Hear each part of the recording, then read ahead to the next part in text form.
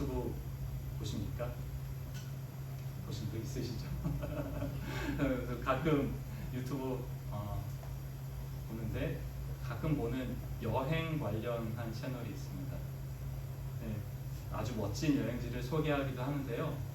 그러면 아주 가난해서 개발이 안 되었거나 아주 위험한 그러한 여행지를 그 유튜버가 가서 소개하기도 합니다. 혹시 그런 유튜브 보신 적 있으세요? 네, 몇 분 계시다고? 사실 저라면 절대 그런 여행지에 제 돈 들여서는 안 가겠지만 그래도 유튜브는 한 번쯤 보고 싶어요. 왜냐면 그래도 궁금하잖아요, 그렇죠? 그런데 도대체 어떤 사람들이 살고 있고 어떤 환경인가. 그래서 그런 유튜브도 호기심에 가끔 보게 되는 것 같은데요. 예수님 당시 유대인들한테는요, 특히 율법을 엄격하게 지켰던 유대인들한테는 가지 않고 절대 가지 않고 피하려 했던 지역이 있습니다. 그 지역이 오늘 본문에 나오는 사마리아라는 지역인데요. 그 지역이 뭐 우리 여행 유튜버처럼 거기가 낙후되어서 가거나 아니면은 그 지역이 위험해서 안 가려고 했던 것은 아닙니다. 유대인들의 관점에서요, 사마리아 사람들은 유대인이 아닙니다. 그 사람들은 유대인과 비유대인의 혼혈 민족이었습니다. 그러니까 유대인들은 사마리아 사람들을 이방 민족처럼 그렇게 취급을 했던 거죠. 그래서 그들의 율법 규정에 따라서 사마리아 사람들과 접촉하게 되면 자신들이 종교적으로 부정하게 되고 더럽게 된다고 여겼기 때문에 사마리아 지역을 피하려고 했던 겁니다. 지도를 준비했는데요. 네, 지도 보시면 저 위쪽이 갈릴리예요. 북쪽이 이게 이제 팔레스타인 쪽인데요. 이스라엘 지역이죠. 그리고 중간쯤에 사마리아가 있고 남쪽에 유대 지방이 있습니다. 그 유대 지방에 예루살렘이 있고요. 네. 그래서 유대인들이요, 이 유대 지방에도 살았고 저 위에 갈릴리 지방에도 살았습니다. 근데 갈릴리에서 유대 지방, 특히 뭐 예루살렘으로 왔다 갔다 할 일들이 있었어요. 그러면은 어떻게 가야 되죠? 사마리아를 통과해야죠. 그렇게 가야 됩니다. 근데 다음 슬라이드 한번 보여주실래요? 근데 빨리 가려면 저 빨간색 길로 가야 됩니다. 근데 말씀드렸던 것처럼 유대인들은 사마리아 사람들과 접촉하면 내가 부정하게 된다. 사마리아 사람들은 그 이방 민족, 더러운 민족이다. 그렇게 생각했기 때문에 빨간 길이 아니라 파란색 길로 돌아서 다니는 사람들이 있었습니다. 저 빨간 길은요, 한 70마일쯤 됩니다. 그러니까 70마일이면 어디냐면 여기서 우리 루이빌에서 이타운, 엘리자베스타운, SK 배터리 공장 있어. 거기까지 한 70마일 돼요. 네. 근데 사람들이 삥 돌아서 50마일을 더 가는 길로 가는 겁니다. 근데 그 길이 편한 길이냐? 절대 그렇지가 않습니다. 그 길로 가려면 요단강을 한번 건너야 되고요. 또 험한 길을 한참 걸어야 되고요. 그 다음에 다시 요단강을 건너서 와야 됩니다. 그럼에도 불구하고 유대인들은 그렇게 돌아다니는 사람들이 있었습니다. 그만큼 유대인 입장에서 사마리아 사람은 상종하고 싶지 않은 사람이었던 거고, 사마리아 사람들은 유대인들한테 철저하게 외면받고 있던 사람들입니다. 하지만 사마리아 사람들도 우리도 유대인인데 오늘 본문에 나오는 여성처럼 나도 하나님을 섬기는데 하는 마음이 있었던 거죠. 자, 예수님은 지금 여기 유대 지방에 계세요. 예루살렘 근처에 계셨습니다. 그리고 이제 갈릴리로 되돌아가시려고 합니다. 왜냐하면 예수님이 원래 갈릴리 사람이거든요. 갈릴리 나사렛 동네 사람입니다. 그래서 예수님 별명이 나사렛 예수인 거죠. 근데 예수님은 파란색 길로 돌아가지 않으시고 빨간색 길로 돌아가기로 작정하셨습니다. 왜요? 지름길이라서? 아니요. 뭐 그것도 맞을 수도 있겠지만 예수님은 사마리아에 만날 사람이 지금 있는 겁니다. 거기 가서 복음을 전하시려고요. 근데 그 만날 사람이 누구였냐면 사람들에게 내면을 받고 손가락질을 받는 사람이었습니다. 오늘 우리가 이 이야기부터 시작했으면 좋겠는데요. 그래서 첫 번째로 말씀드리고 싶은 것은 예수님은 모두가 외면하는 사람에게도 찾아가신다는 사실입니다. 예수님은 모두에게 외면받는 사람에게도 찾아가십니다. 요한복음을 우리가 계속 보고 있는데 요한복음에는 보면 예수님과 어떤 사람들의 대화 내용이 자주 등장을 합니다. 우리가 요한복음 3장에서는 예수님과 니고데모라는 사람이 만나서 대화했던 거 보셨죠? 예. 이 니고데모 어떤 사람이었냐면요, 남자였습니다. 남자고 유대인에게 존경받던 지도자입니다. 그리고 성경을 아주 잘 알고 있었던, 성경 지식이 풍부했던 성경 교사이기도 했습니다. 그러니까 누가 봐도 그래, 이 사람은 그래도 예수님께서 상대해 주실 만하지 라고 생각했을 그런 사람이었고, 아마도 그 자신도 그렇게 생각했던 것 같아요. 그래서 그는 직접 예수님께 찾아왔습니다. 근데 오늘 본문에서 우리가 본 사마리아 여인은 어떤가요? 이 사람은 첫 번째로 여자였습니다. 당시의 여자는 지금과 달라서 이렇게 제대로 대접을 받지를 못했습니다. 게다가 이 여인은 유대인들한테 멸시받던 사마리아 사람이었습니다. 그리고요, 만약 이 사람이 교회 다닌다고 하면 모든 사람들이 에? 그 사람이 교회 다닌다고? 라고 생각했을 만한 사람입니다. 왜 그렇죠? 도덕적으로 문란한 여자, 부도덕한 여자라는 낙인이 찍힌 사람입니다. 남편이 5이나 있었고요. 지금은 또 다른 남자랑 살고 있습니다. 그런데 이 여인에게 예수님은 직접 찾아오신 겁니다. 근데 이 니고데모하고 이 사마리아 여인의 공통점도 있습니다. 뭐냐면요, 둘 다요 다른 사람들 시선을 의식을 했어요. 니고데모는요, 자신이 이미 가지고 있었던 명예가 있었기 때문에 다른 사람들의 시선을 의식했던 것 같아요. 그래서 아마도 유대인의 선생으로서 젊은 청년 예수한테 와서 무엇을 물어본다는 게 좀 마음에 걸렸던지 그는 사람들의 시선을 의식해서 아무도 보지 않는 밤에 예수님께 찾아왔습니다. 이 사마리아 여인은 어땠죠? 이 여인은 누추한 자신의 삶 때문에 사람들의 시선을 의식을 했습니다. 그녀는 사람들과 마주치고 싶지가 않았습니다. 그들의 곱지 않은 시선이 늘 불편했습니다. 그래서 우물에 너무 더워서 아무도 우물에 물을 기르러 오지 않는 한낮 정오 낮 12시에 그때 물을 기르러 왔습니다. 그런데 이 여인에게 지금 예수님께서 찾아오신 겁니다. 여기 이 만남은 예수님께서 다른 사람들의 시선을 의식하지 않으셨기 때문에 가능했던 만남입니다. 예수님은 유대인으로서 사마리아 사람 만나는 것을 꺼리지 않으셨습니다. 그리고 그녀의 과거 때문에 그녀를 외면하지도 않으셨습니다. 오히려 그녀를 만나기 위해서 한낮의 더위를 마다하지 않고 사마리아의 이 우물에 걸어오신 겁니다. 예수님은요, 의도적으로 이 사마리아 지역을 지나가신 거고, 의도적으로 정오쯤에 되어서 이 야곱의 우물에서 쉬셨습니다. 사마리아 여자를 기다리면서 말입니다. 그리고 그녀가 우물에 왔을 때 예수님은 의도적으로 이 여인에게 말을 건네셨습니다.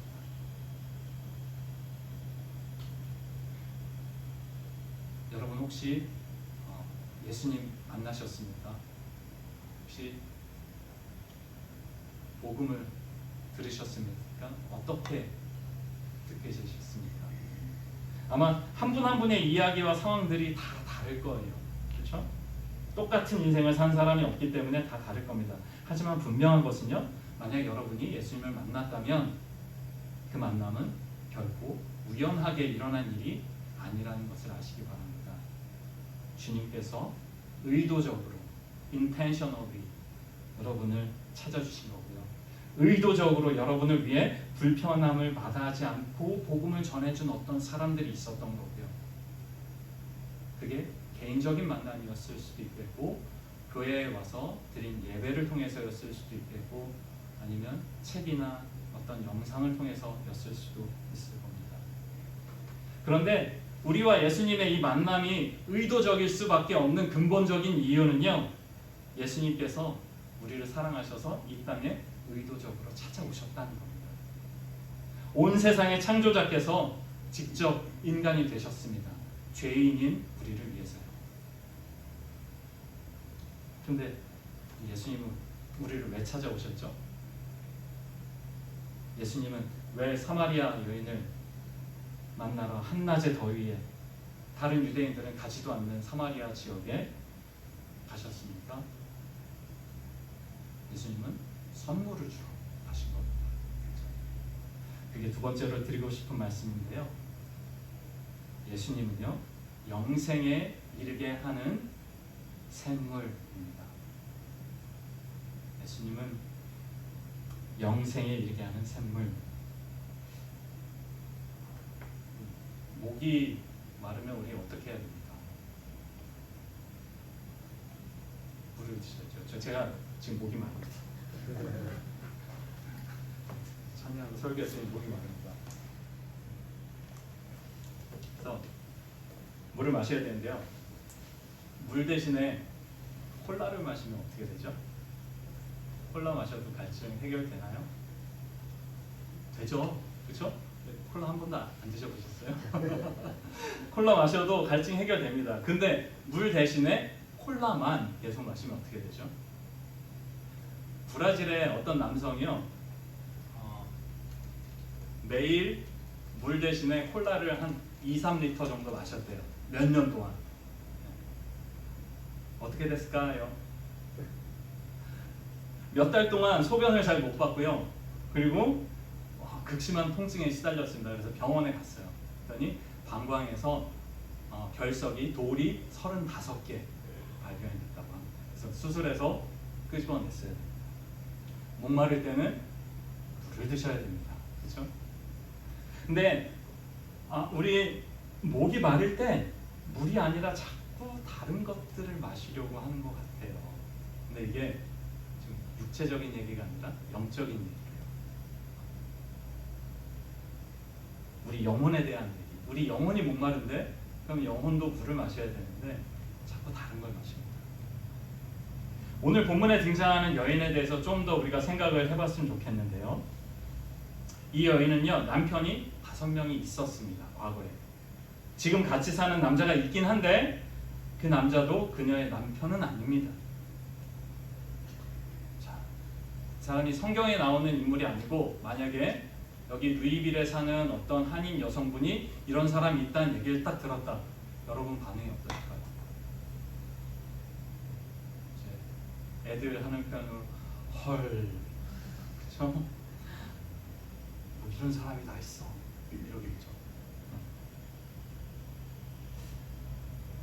분명히 우리의 이런 반응에는 이 여인은 도덕적으로 그리고 성적으로 문란하다라는 판단이 담겨 있는 겁니다. 그녀 자신도 자신을 향한 사람들의 그런 시선을 이미 알고 있었습니다. 그래서 자신의 결혼 생활은 상처이고 부끄러운 부분이었습니다. 그래서요, 예수님께서 가서 내 남편을 데려오라 라고 말씀하셨을 때 이 여인은 말합니다. 남편이 없습니다 라고 딱 잘라서 말합니다. 자기의 가장 민감한 부분이 드러나서 죄책감과 상처가 드러나는 것을 원천 차단하고 싶은 거죠. 여러분들도 그런 부분 있지 않으세요? 다른 사람하고는 절대 얘기하고 싶지 않은 내 삶의 어떤 부분? 그런 그녀에게 예수님 오늘 이렇게 말씀하고 계신 것 같습니다. 얘야, 너는 지금 목마른 거란다.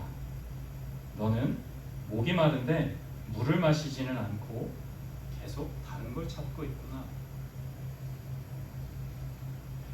이 여인은요, 자신의 목마름을 해결할 수 있는 방법이 남편이라고 생각했던 것 같습니다. 그래서 남편이 있으면 안정감을 누릴 수 있고 자신이 행복할 것이라고 생각했던 것 같습니다. 하지만 어떤 이유로든 첫 번째 결혼에서 실패했습니다. 그 남편이 죽었는지 아니면 이혼을 당한 건지 우리는 알 수가 없습니다. 어쨌든 그래서 또 다른 누군가를 찾았습니다. 하지만 거기서도 그녀의 목마름은 해결이 되지 않았습니다. 그럼에도 불구하고 이 여인은 계속해서 남편을 통해 그 목마름을 해결하려고 했던 겁니다. 근데요, 죄인이 그런 존재입니다. 죄인은 그런 존재입니다. 무슨 얘기냐면요, 우리는 죄인이라서요, 우리 속에는 생명이 없습니다. 심지어 우리에게는요, 생명이 무엇인지 알 수 있는 능력 자체가 없습니다. 생명은 생명의 근원이신 하나님께로부터만 옵니다. 하지만 하나님을 거역한 죄인은 그 생명을 찾을 수가 없습니다. 그래서 인생이 공허합니다. 여전히 우리가 목이 마릅니다. 근데 우리는 생명이 아닌 다른 데서 자꾸 그 의미를 찾으려고 하는 거죠. 남편 두는 게 나쁜 겁니까? 결혼이 나쁩니까? 아니죠. 결혼 좋은 거죠. 하나님께서 주신 선물입니다. 하지만 죄인은 좋은 것을 좋은 것 그대로 누리지를 못합니다. 우리는 우리 이기심과 교만으로 좋은 것도 뒤틀어 버려서 사용을 합니다. 근데 더 중요한 문제는 그 선물들이 분명히 좋은 것이지만 절대적이지 않다는 데 있습니다. 그것이 무엇이 됐든 간에 생명이 아니라면 우리의 공허함을 해결해 주지 못한다는 것. 우리는요, 죄로 인해서 망가진 세상에서 살고 있다는 것을 아셔야 됩니다. 그래서 우리는 모두 다 마치 어두운 세상에서 자기 물을 찾아서 헤매고 있는 것 같은 사람들이에요. 그러다가 손에 잡힌 그릇에 담긴 물을 마십니다. 그게 돈일 수도 있고요, 명예일 수도 있고, 성공일 수도 있고, 쾌락일 수도 있습니다. 달콤하고 우리를 기분 좋게 해줄 수 있습니다. 하지만 그것들은 참된 생명을 줄 수는 없습니다.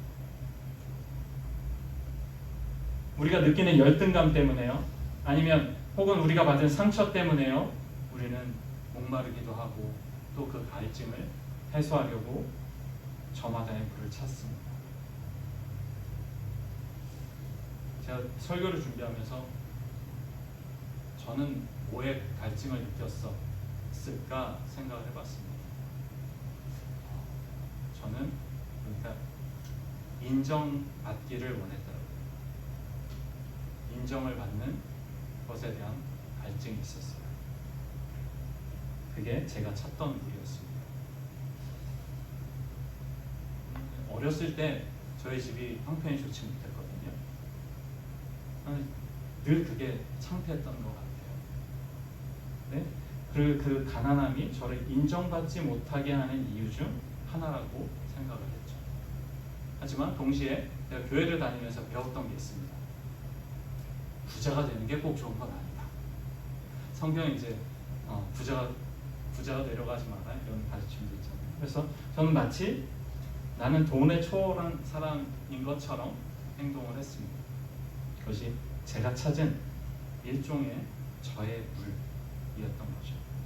그래서 오히려 더 신앙이 좋은 사람인 것처럼 행동을 했습니다. 그럼에도 불구하고요, 여전히 제 안에는 풀리지 않는 갈증이 있었습니다. 그 갈증은 예수님을 만난 이후에 해결이 됐습니다. 그럼 이제 저는 완벽할까요? 여전히 저도 약점이 많습니다. 하지만 제가 주님 안에 있다는 것이 확실할 때면 사람들로부터 인정은 중요한 게 아니라는 그 점을 더 확실히 알면서 우리 주님과 동행함이 더 큰 기쁨이 된다는 그 생명의 기쁨이 제 안에서 솟아납니다. 어떤 사람들은요, 외모 때문에 열등감을 느끼고 상처를 받기도 합니다. 또 어떤 사람에게는 돈이 문제가 됩니다. 또 어떤 누군가에게는 학벌이 갈증을 일으키는 일이 될 수도 있습니다. 누구에게나 이것만 해결되면 좋겠다 생각하는 그 무엇이 있을 겁니다. 그것들 때문에 우리가 갈증을 느낍니다. 여러분들은 무엇에 갈증을 느끼시나요? 그래서 우리는 그 갈증을 해결할 수 있는 물을 찾습니다. 하지만 우리가 세상에서 찾을 수 있는 물은 생명의 물이 아닙니다. 갈증을 해결할 수 없는 물을 계속 마시고 있는 우리에게 주님이 말씀하십니다. 오늘 본문 13절과 14절 말씀입니다. 우리 13, 14절 말씀 한번 같이 읽어보겠습니다. 시작. 예수께서 말씀하셨다. 이 물을 마시는 사람은 다시 목마를 것이다. 그러나 내가 주는 물을 마시는 사람은 영원히 목마르지 아니할 것이다. 내가 주는 물은 그 사람 속에서 영생에 이르게 하는 샘물이 될 것이다. 아멘. 예수님은요, 우리의 목마름을 아시고 그 목마름을 통해 우리에게 말을 거신다는 것을 아시기 바랍니다. 근데요, 많은 경우에 우리가 그 말씀을 못 알아듣습니다. 마치 사마리아 여인처럼. 그래서 예수님은 영적인 하나님의 선물, 영생, 그리고 그걸 주실 수 있는 사람에 대해서 예수님은 이 여인에게 이야기하는데, 이 여인은 그것이 물리적인 물, 이 땅에 존재하는 물인 것처럼 이해했습니다. 그래서 뭐라고 합니까? 선생님, 그 물을 나에게 주셔서 내가 목마르지도 않고 또 물 기르러 우물에 다시 오지 않게 해주십시오. 그래서 만나기 싫은 저 사람들 내가 대면하지 않게, 내 수치가 다시 드러나지 않게 해주십시오. 우리도 똑같죠. 하나님, 성공하게 해주세요. 하나님, 이 대학 꼭 들어가게 해주세요. 하나님, 저 사람과 결혼하게 해주세요. 하나님, 이 직장 꼭 들어가게 해주세요. 이 병 좀 낫게 해주세요. 하나님, 부자 되게 해주세요. 다시는 돈 버느라 고생하지 않게 해요. 다시는 무시당하지 않게 해요. 갈증의 모양새는 달라도요, 사마리아 여인과 우리가 다른 게 뭐가 있을까요? 아니면 거기서 좀 더 나가서 우리는 오히려 좀 더 교묘하게 반응합니다. 그래서 하나님께 뭔가를 구하는 거는 좀 수준이 낮은 신앙 같고 천박해 보이니까 더 고상한 척합니다. 그러면서 영생도 구하지 않고 믿음도 구하지 않습니다. 대신 성경을 그저 성공을 위한 자기 개발서 아니면 인격 수양을 위한 좋은 얘기 정도로만 생각하는 분들도 있는 것 같습니다. 그저 교회 잘 다니고 큰 죄 안 짓고 살면 하나님 잘 믿는 것이라고 생각하고 마는 것 같습니다. 네, 만약에 그렇게만 생각하고 계시다면 예수님께서 하신 말씀을 그냥 아직 이해하고 믿지 못한 겁니다. 이렇게만 생각한다면 그런 분들은 아직 영적으로는 잃어버린 사람일 수도 있습니다. 사랑하는 성도님들, 주님의 음성을 들으시길 원합니다. 저는 오늘 본문을 통해서 주님께서 우리에게 이렇게 말씀하시는 것 같아요. 딸아, 내가 생명의 물을 너에게 줄게. 아들아, 내가 생명의 물을 너에게 줄게. 내게로 와서 마시렴. 나는 네가 더 이상 목마르지 않길 바란다. 나는 네가 더 이상 슬프지 않길 바란다. 나는 네가 더 이상 외롭지 않길 바란다. 나는 네가 행복해지길 바란다. 네가 행복해지는 길은 너의 상처를 숨기고 너의 상처를 덮기 위한 더 큰 성공을 갈구하는 게 아니라 너의 상처까지도 그대로 받아줄 수 있는 참된 메시아를 만나는 것이란다. 그리고 그분만을 예배하는 것이란다. 저는 이것이 오늘 본문을 통해 주님께서 우리 마음에 말씀하시는 메시지라고 생각을 합니다. 우리가 느끼는 갈증은 영적인 갈증입니다. 우리는 영적 존재로 지음을 받았기 때문에 그렇습니다. 사마리아 여인도요, 스스로 영적 갈증이 있었음을 주님께 고백합니다. 오늘 본문 25절과 26절입니다. 여자가 예수께 말했다. 나는 그리스도라고 하는 메시아가 오실 것을 압니다. 그가 오시면 우리에게 모든 것을 알려주실 것입니다. 모두에게 손가락질 받던 여자, 유대인들이 무시하는 사마리아 사람들에게도 외면받던 여자였지만 이 여인도 메시아를 기다리고 있었습니다. 그 여인에게 예수께서 말씀하셨습니다. 너에게 말하고 있는 내가 그다. 예수님은 그녀에게 자신이 메시아임을 드러내셨고요. 그녀가 메시아를 만났다는 것을 깨달았습니다. 우리는요, 그 일이 어떻게 이루어졌는지는 알 수 없지만 바람이 불듯이 성령께서 그녀에게 부어졌고 그녀 안에 새로운 생명이 시작되었습니다. 그리고 그녀에게는 엄청난 변화가 시작되었습니다. 이 변화에 대해서는 저희가 다음 주에 살펴보겠습니다. 근데 그녀는 더 이상 자신의 상처, 자신의 과거 거기에 묶인 게 아니라 거기에서 자유롭고 진정한 생명을 누리는 사람이 되었습니다. 말씀을 마무리하겠습니다. 저는요, 우리 모두가 이 예수님이라는 생수를 마시기 원합니다.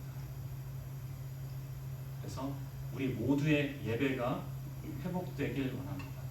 예수님께서 말씀하신 것처럼 우리가 영과 진리로 예배하는 참된 예배자로 살아가길 원합니다. 그런데 그러려면 어떻게 해야 될까요? 사마리아 여인은요, 비록 예수님의 말씀을 제대로 이해하지 못했지만 이렇게 고백했습니다. 주여, 선생님, 그런 물을 내게 주사 목마르지 않게 하소서. 이 요청에 예수님은 은혜와 자비로 그 여인의 심령에 그 물을 부어주셨습니다. 그래서 저는요, 비록 말씀을 다 이해하지는 못한다 할지라도 사마리아 여인의 고백이 우리 모두의 고백이 되길 원합니다. 주님, 그런 물을 내게 주셔서 내가 다시 목마르지 않게 해주십시오.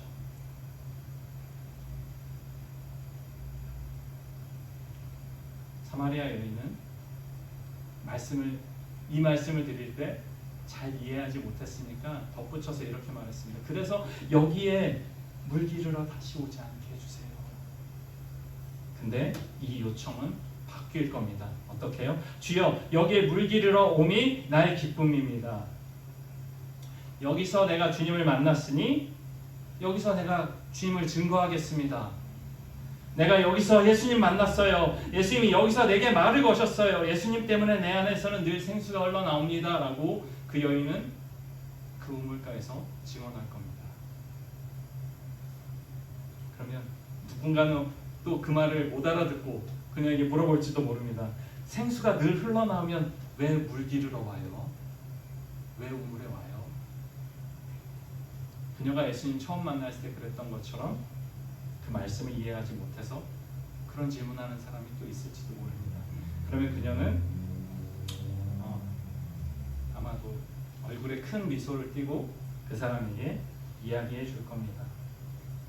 자기가 어떻게 목말랐는지, 그리고 자신의 목마름이 어떻게 해결되었는지 말입니다. 그 기쁨에 한번 동참해 보지 않으시겠습니까? 그 만족감을 한번 느껴보지 않으시겠습니까? 예수님의 그 따뜻함, 여러분의 갈증을 풀어줄 그 시원함을 누려보지 않으시겠습니까? 주님, 내가 목마릅니다. 내게도 그런 물을 주사 내가 목마르지 않게 하옵소서. 이 고백이 여기 계시는 모든 분들의 고백이 되길 간절히 바랍니다. 우리 이 바람을 담아서 함께 찬양하기 원하는데요. 우물가의 여인처럼 함께 찬양하겠습니다.